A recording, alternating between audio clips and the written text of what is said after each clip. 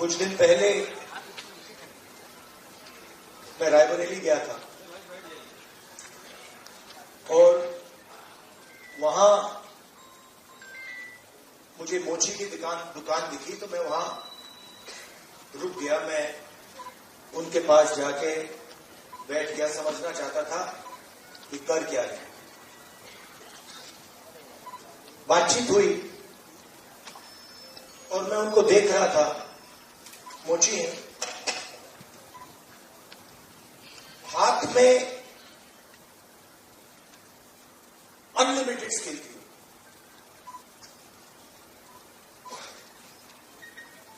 मतलब 30-40 साल का एक्सपीरियंस था। मैंने वो जूता लिया, मैंने बनाने की कोशिश की, वो मतलब संभाल ही नहीं उठता। मतलब मुझे 1-2 साल लग जाएंगे मतलब शुरू करने में।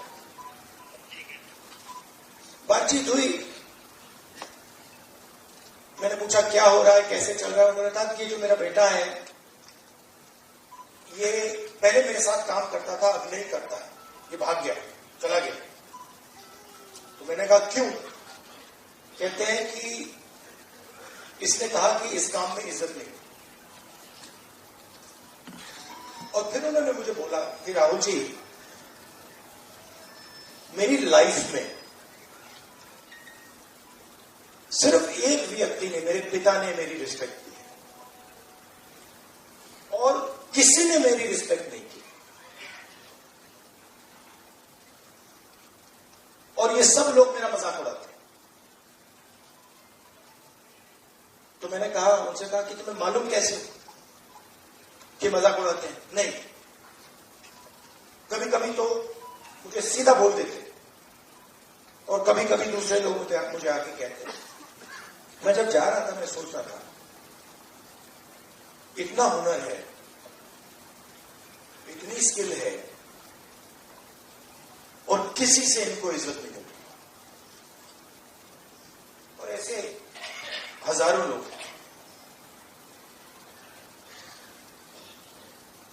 और ये हिंदुस्तान में हर रोज हो रहा है।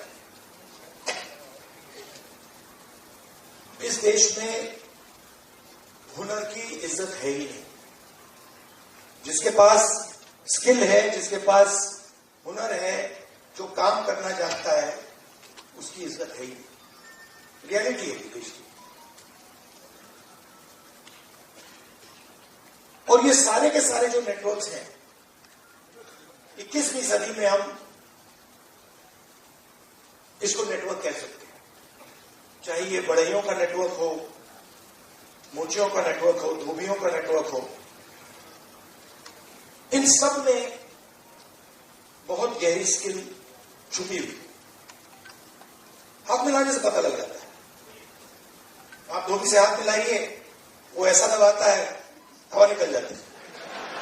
मैंने किया, वो जैसे पकड़ता है ऐसे लगता है कि भैया 10-15 लोगों ने पकड़ लिया। आप बढ़ई का हाथ पकड़िए, उसमें दिख जाता है।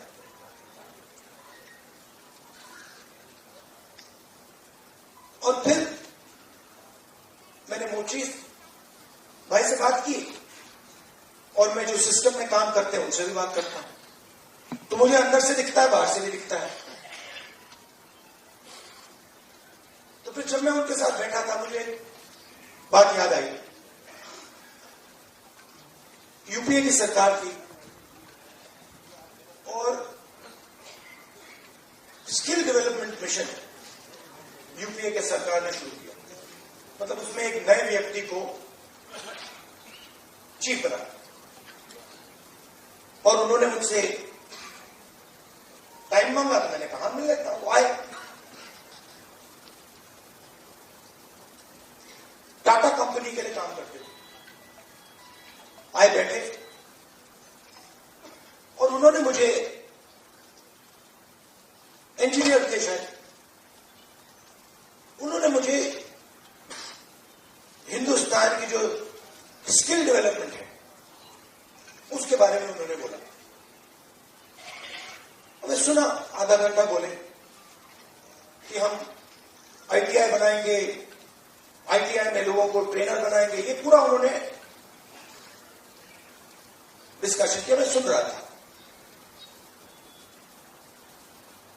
फिर मैंने उनसे सवाल पूछा। मैंने कहा देखिए, आप आईटीआई में ट्रेनर लाते हो, वो बढ़ई को कारपेंट्री सिखाता है, प्लम्बर बनाता है, मगर आपने एक बात कभी सोची?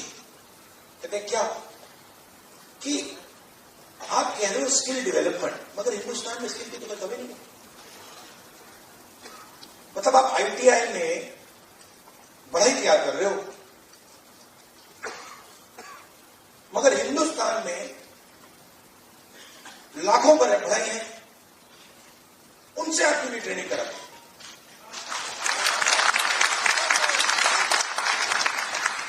तो ये थोड़ा चौंक गए। मतलब मैंने कहा मतलब बता देता हूं। मान लीजिए आपको नाइट ट्रेन करने हैं, आप सर्टिफिकेशन सेंटर खोल दीजिए। हर डिस्ट्रिक्ट में आप एक सर्टिफिकेशन सेंटर खोल दीजिए और उत्तर प्रदेश के हर नाई को कह दीजिए, देखिए भैया, आप गुरु हो, आप शिष्य लो, उनको तैयार करो, अपनी दुकान में तैयार करो और फिर उनको सर्टिफाई करो। अगर आपके जो शिष्य हैं सर्टिफाई हो जाएंगे,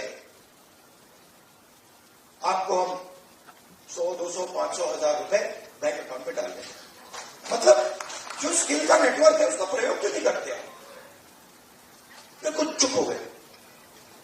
मतलब मुझे देख रहे थे कि ये मतलब व्यक्ति पागल है, इसको क्या हो गया? मतलब अब आईटीआई में, अच्छा मजे की बात होता, ये जो हमारे कोची भाई हैं, इन्होंने मुझे बोला कि राहुल जी, मोदी जी ने नया प्रोग्राम शुरू किया, मुझे वहां बुलाया, मैं गया और फिर मुझे कहते हैं कि आपकी ट्रेनिंग कराएंगे। राहुल जी, मैं तो 40 साल से मोची का काम कर रहा हूं। तो मैं वहां गया, वो जो उनका ट्रेनर था उसको मैं सिखा के आ गया।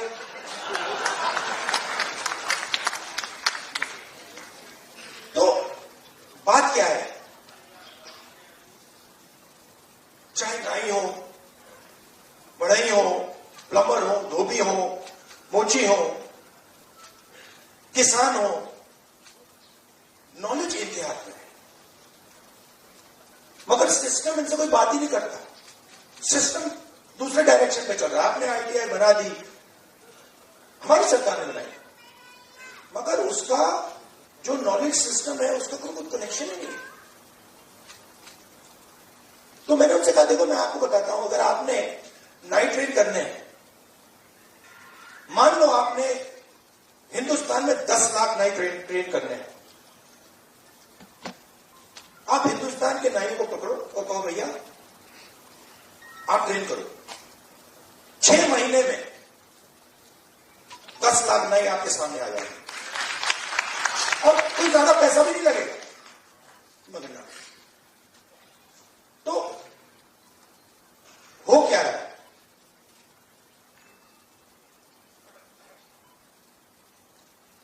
गाड़ी का इंजन होता है ना, उसमें सिलेंडर होते हैं। मोटरसाइकिल में कभी 1 सिलेंडर होता है, 2 सिलेंडर की होती है, ट्रक 8 सिलेंडर की, 10 सिलेंडर की होती है।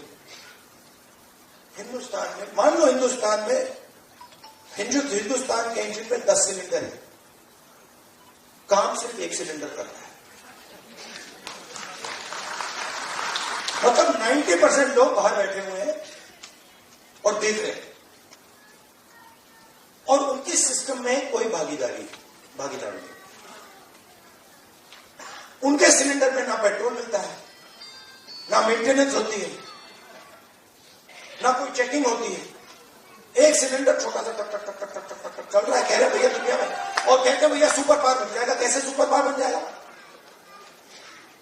90% लोग सिस्टम के बाहर बैठे हुए हैं, हुनर उनके हाथ में है, स्किल उनके हाथ में है, ज्ञान उनके हाथ में है, उनका कोई कनेक्शन ही नहीं। तो इसीलिए हमने जाति जनगणना की बात उठाई और थोड़ा कंफ्यूजन है। देखिए, बीजेपी के लोग कह रहे हैं कि भैया देखो, हम जाति जनगणना करेंगे, उसमें ओबीसी का सेक्शन दे देंगे।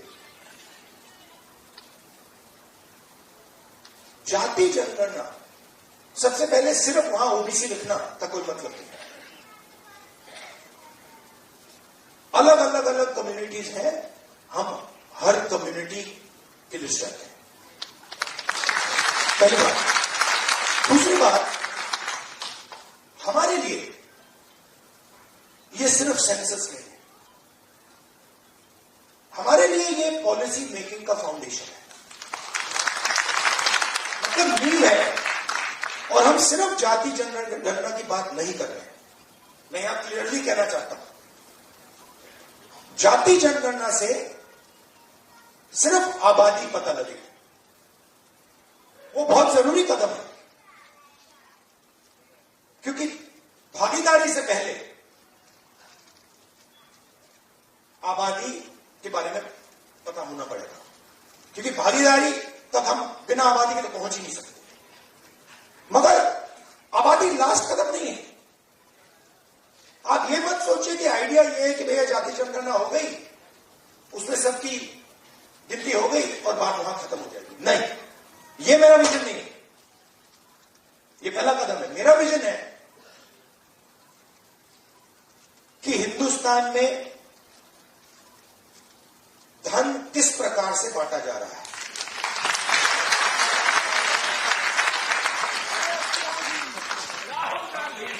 ओबीसी के हाथ में कितना है, दलितों के हाथ में कितना है, मजदूरों के हाथ में कितना है, पहली बात। दूसरी बात, हिंदुस्तान के जो इंस्टीट्यूशंस हैं, ब्यूरोक्रेसी हो, जुडिशरी हो, मीडिया हो, इसमें इन लोगों की कितनी भागीदारी है। मतलब हम ये समझना चाहते हैं कि कॉन्स्टिट्यूशन ने कहा था कि एक व्यक्ति को एक वोट मिलेगा, मतलब सारे के सारे हिंदुस्तान के जो सिटीजन्स हैं वो समान, एक समान है, एक जैसे। तो हम ये पूछ रहे हैं कि अब 70 साल हो गए, कॉन्स्टिट्यूशन हमारे सामने है, इसका समाज पर इफेक्ट पड़ा है, हां या ना, और कितना पड़ा है?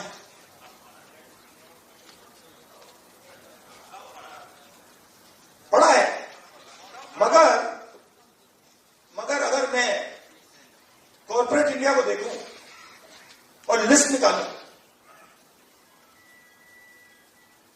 और हिंदुस्तान के 500 सबसे बड़े उद्योगपतियों की लिस्ट निकालूं, मैंने निकाला है, उसमें आपको एक भी दलित, एक भी आदिवासी, एक भी पिछड़े वर्ग का व्यक्ति नहीं मिलेगा। और सिर्फ कॉर्पोरेट इंडिया की बात नहीं कर रहा हूं, आप जुडिशरी देख लीजिए, कॉर्पोरेट इंडिया देख लीजिए, मीडिया देख लीजिए। आप मुझे बता दो, नेशनल मीडिया में दलित एंकर का नाम बता दो मुझे, आदिवासी एंकर का नाम बता दो, ओबीसी एंकर का नाम बता दो, कौन है बता दो। तो नैरेटिव बनाते ना। आप देखिए, हिंदुस्तान में 50% आपने कहा कि आधी आबादी ओबीसी है, उसमें आप 15% दलित जोड़ दीजिए, 8% आदिवासी को। माइनॉरिटीज की बात मैंने अभी की भी नहीं, 73 आता है, 73% दलित, आदिवासी, ओबीसी। कॉर्पोरेट इंडिया में 0, मीडिया में 0। अब हुई नहीं। तो अब हम अगर पॉलिसी बनाएंगे सच्चाई, जो रियलिटी है, उसकी बेसिस पे हम पॉलिसी नहीं बनाएंगे क्या मतलब? तो मैं आपसे यह कहना चाहता था कि जाति जनगणना हमारे लिए सिर्फ गिनती नहीं है, जाति जनगणना हमारे लिए पॉलिसी फ्रेमवर्क है और एक प्रकार से हमारा गाइड, जैसे कॉन्स्टिट्यूशन हमारा एक गाइड है जिसपे ये लोग रोज आक्रमण कर रहे हैं, जाति जनगणना, सोशो इकोनॉमिक सर्वे, इंस्टीट्यूशनल सर्वे, ये हमारा दूसरा गाइड है। और हमारा लक्ष्य है, जो मैंने आपसे कहा कि 10 सिलेंडर की गाड़ी है, 9 सिलेंडर बंद पड़े हुए हैं, तो हमारा लक्ष्य है कि 10 के 10 सिलेंडर काम करें। आप मुझे बताओ, पूरा का पूरा बैंकिंग सिस्टम, पूरा का पूरा बैंकिंग सिस्टम, नरेंद्र मोदी ने 16 लाख करोड़ रुपए 25 लोगों का कर्जा माफ किया। 16 लाख करोड़ रुपया।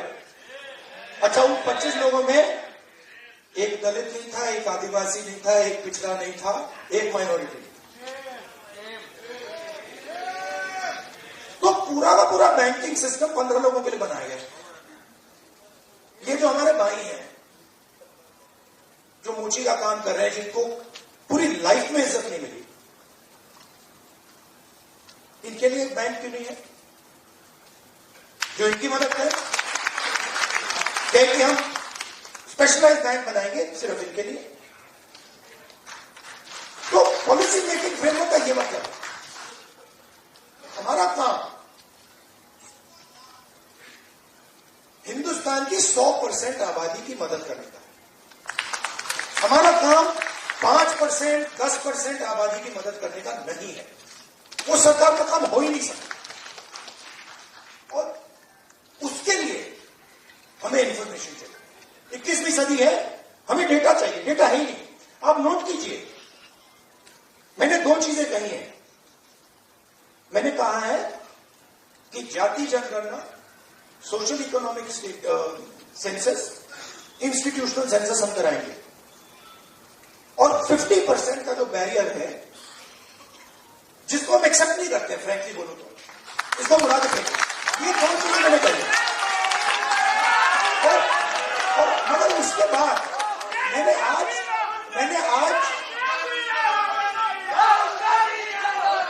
तक, सुनिए, आज तक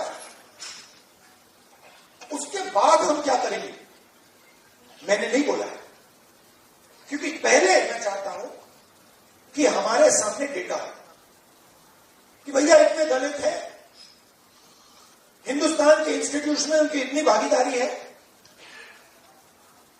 रिजर्वेशन की बात होती है, मगर चांस नहीं मिलता। सच्चाई है, सब जानते हैं। उल्टा हो जाता है, लैटरल एंट्री हो जाती है। लैटरल एंट्री हो जाती है। मैं आपको गारंटी देता हूं, लैटरल एंट्री में आपको 90% का कोई नहीं मिलने वाला। एक साइड आपको लैटरल एंट्री से मारते हैं, दूसरे साइड कॉन्ट्रैक्टर।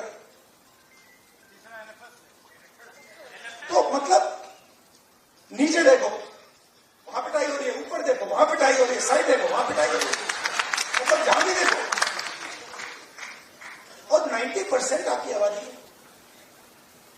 अब अगर आपकी 10% होती तो कोई कह सकता हाँ भैया 10% आबादी है, ठीक है, बट 90% आबादी आपके बिना देश नहीं चल सकता। और फिर मीडिया में आपको दिखेगा भैया, एक पहले क्या होगा, वो बॉलीवुड की बात करेंगे, वहां पे डांस गाना दिखेगा, उसमें भी आपको कोई 90% का नहीं मिलने वाला, कोई नहीं मिलेगा। मैंने चेक किया भाई, मैंने लिस्ट निकाली है, मैंने कहा भैया मिस इंडिया की लिस्ट निकाली नहीं,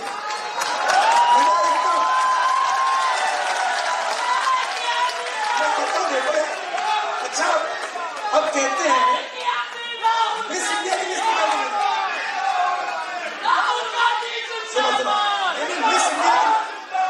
मैंने मिस इंडिया की लिस्ट निकाली, कहा ठीक है देखते हैं। मतलब माइनॉरिटी भी 90% में आती है मैडम, आपके साथ में। और आपको और शायद जो आपके साथ हो रहा है वो सबसे ज्यादा खराब है। मतलब आप पर तो डायरेक्ट आक्रमण हो रहा है, मगर आप भी 90% में हैं। तो मैंने लिस्ट निकाली मिस इंडिया की, मैंने कहा भैया इसमें तो होगा, मतलब एक दलित महिला तो होगी, एक आदिवासी महिला तो होगी ना। ना दलित है, ना आदिवासी, ना ओबीसी, कोई नहीं। तो डांस गाना चलेगा वहां पे, कोई क्रिकेट की बात करेगा, कोई बॉलीवुड की बात होगी, किसानों की बात नहीं होगी, मजदूरों की बात नहीं होगी। आपने कभी मीडिया में मोची का इंटरव्यू देखा है? बस मेरे चैनल पे आ रहा है और किसी चैनल पे नहीं आ रहा। आप चाहे मोची हो, बढ़ई हो, प्लम्बर हो, धोबी हो, कभी नहीं दिखेंगे। और ये देश को चलाते हैं।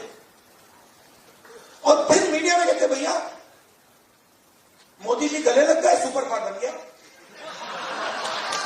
कभी वो यूक्रेन भागेंगे, कभी रूस भागेंगे, वो कभी गले लगेंगे और फिर भैया सुपर पावर बन गया, सुपर पावर बन गया। मतलब कैसे बन गया? 90% लोग मतलब शामिल ही नहीं उसमें, बेरोजगार है, भूख लग रही है।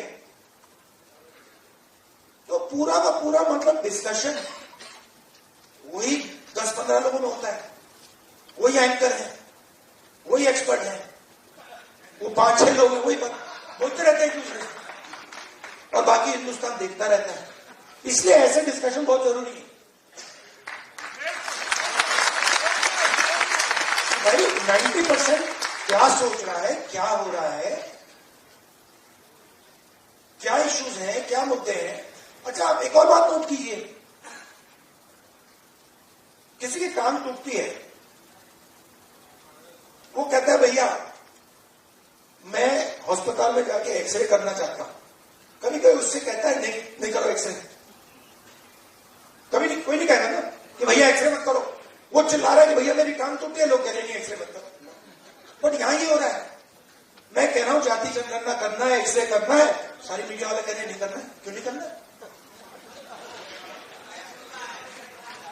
मतलब हमने उसके बाद एक शब्द नहीं बोला क्या करेंगे, हमने सिर्फ ये बोला कि भैया हमें डेटा चाहिए। दलित कितने हैं, आदिवासी कितने हैं, माइनॉरिटीज कितने हैं, जनरल कास्ट के लोग कितने हैं, गरीब जनरल कास्ट के लोग कितने हैं, और कौन सी संस्थाओं में बैठे हैं, बिजनेस में कितने हैं, बॉलीवुड में कितने हैं, मिस इंडिया में कितने हैं। बस हम पता लगाना चाह रहे हैं। सारे के सारे मीडिया वाले मोदी जी कहते हैं नहीं भैया पता नहीं लगा, देश को बांट रहे हो। भाई 90% की हम बात कर रहे हैं, आप कह रहे हो देश को बांट रहे हैं। कैसे देश को बांट रहे हैं? मतलब हम सिर्फ ये कह रहे हैं कि भैया 90% लोगों के पास भागीदारी है, हाँ या ना चेक करो। कहते नहीं देश को बांट रहे हो।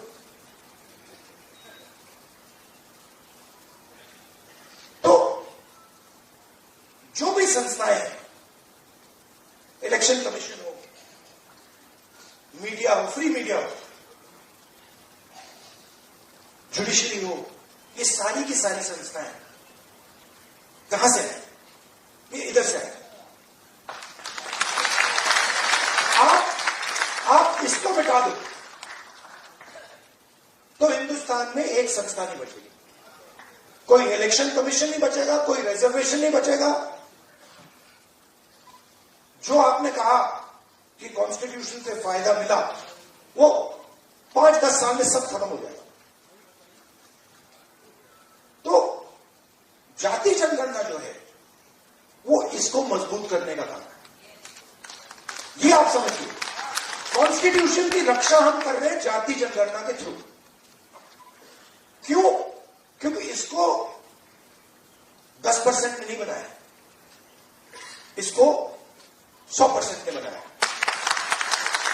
और मैं ये भी कहना चाहूंगा कि इसकी सबसे ज्यादा रक्षा आप लोग करते हैं।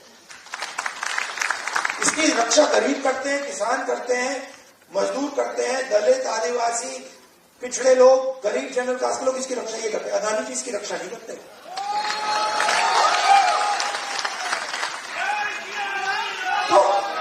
तो जाति जनगणना जो है, जिसको कास्ट सेंसस कहते हैं,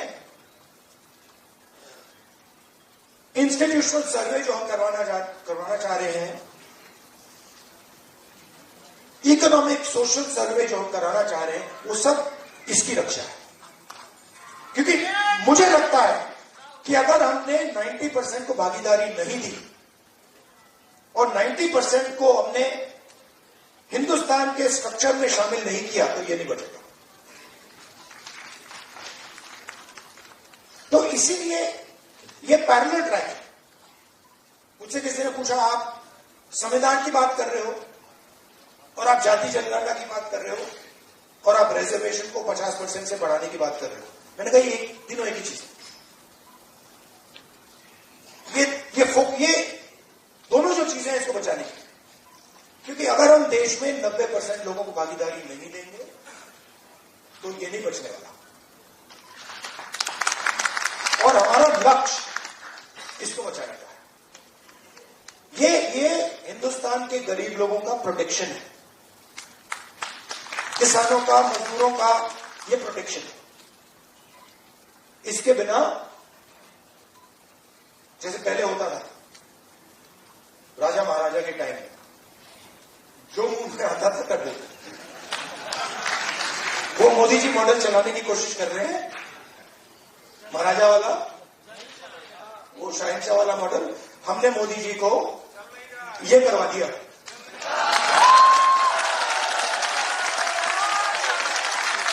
आप अपने आप को नॉन बायोलॉजिकल समझते हो,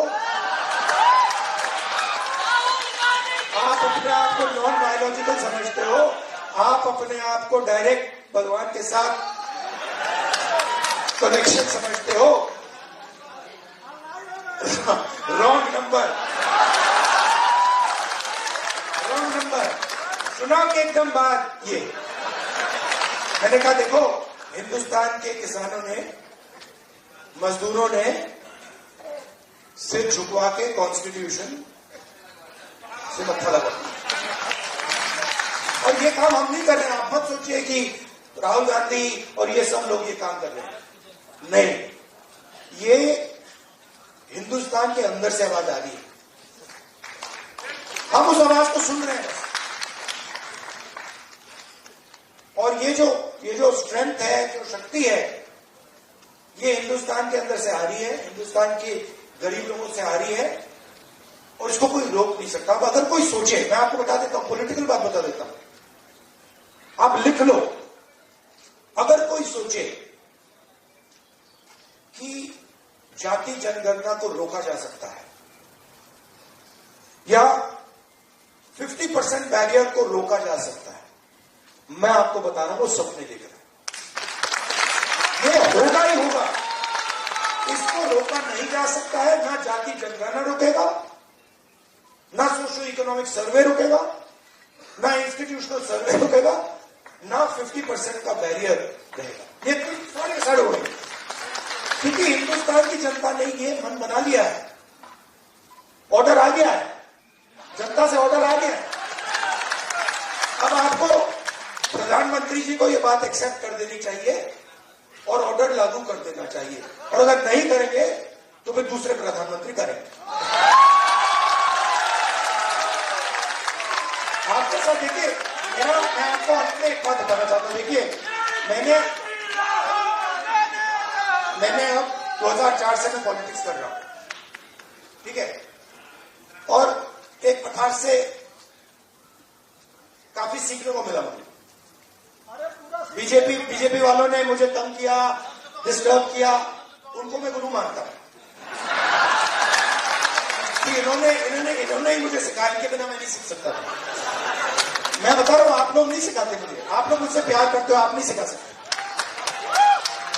उन्होंने मुझे सिखाया, तो वो एक प्रकार से मुझे उन्होंने डायरेक्शन दी, भैया क्या नहीं करना है, उधर देखो, वो नहीं करना। तो एकदम मुझे पता लग जाता है, मैं सुबह उठता हूं, क्या नहीं करना, उधर देखता हूं, अच्छा वो नहीं करना। ऑटोमेटिक वो मेरी ओर देखते हैं, कहते नहीं क्या नहीं करना, वो राहुल गांधी कर रहा, मत करो। तो ये तो बिल्कुल मतलब पता नहीं आइडियोलॉजिकल है, उनकी पता नहीं कौन सी लड़ाई है, बट ये मतलब शायद पता नहीं कब से चल रही है और ये खत्म नहीं होगी। बाबा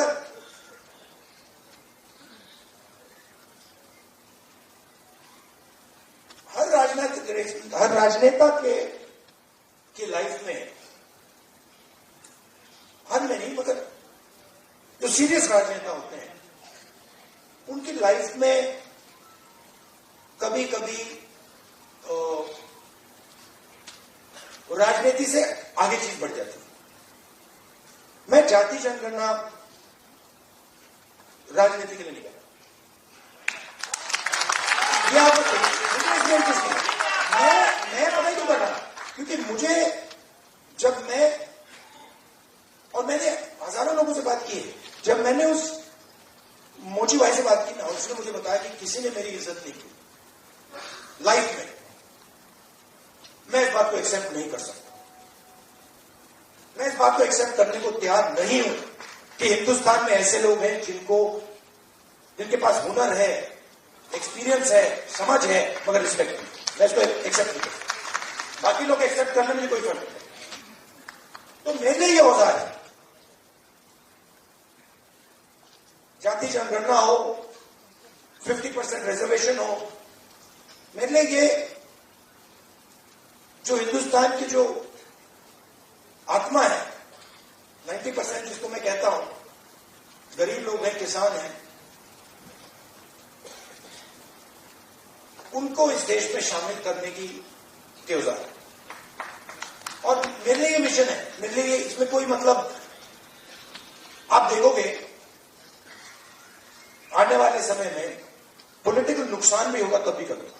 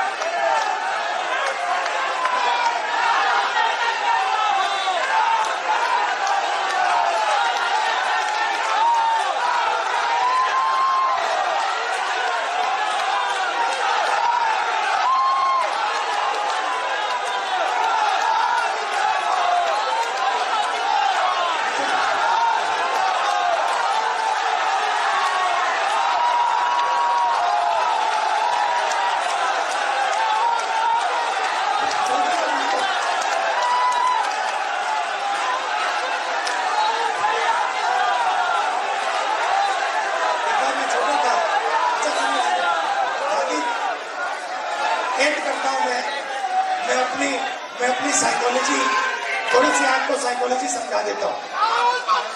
मैं छोटा था,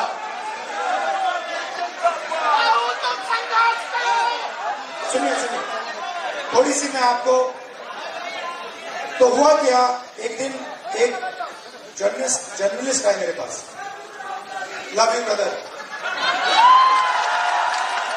एक जर्नलिस्ट आए मेरे पास, सीनियर जर्नलिस्ट है, तो वो मेरे पास आए, जो मैंने आपको अभी बोला ना, नुकसान हो जाएगा तो भी करूंगा, तो उसको समझा रहा हूं। तो सीनियर जर्नलिस्ट आए, बैठे मेरे पास, उन्होंने कहा राहुल जी, एक सेकंड भाई, आए मेरे पास सीनियर जर्नलिस्ट और उन्होंने मुझे कहा राहुल जी,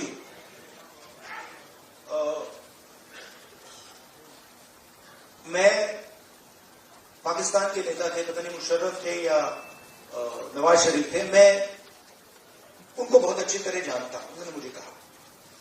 तो मैंने कहा, तो उन्होंने कहा कि मैं उनसे जाके मिला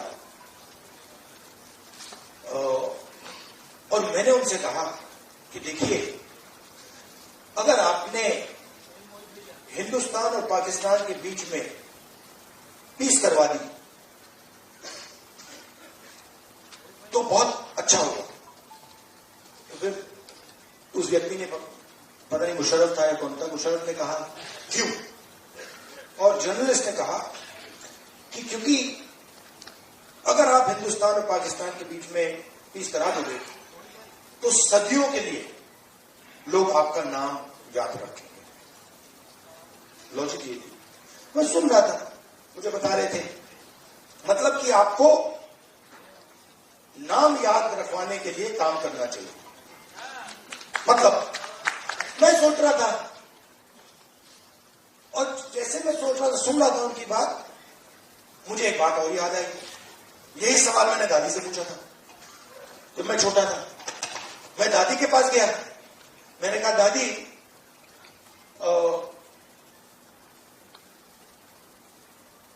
जब आप मरेंगी, मरने के बाद आपको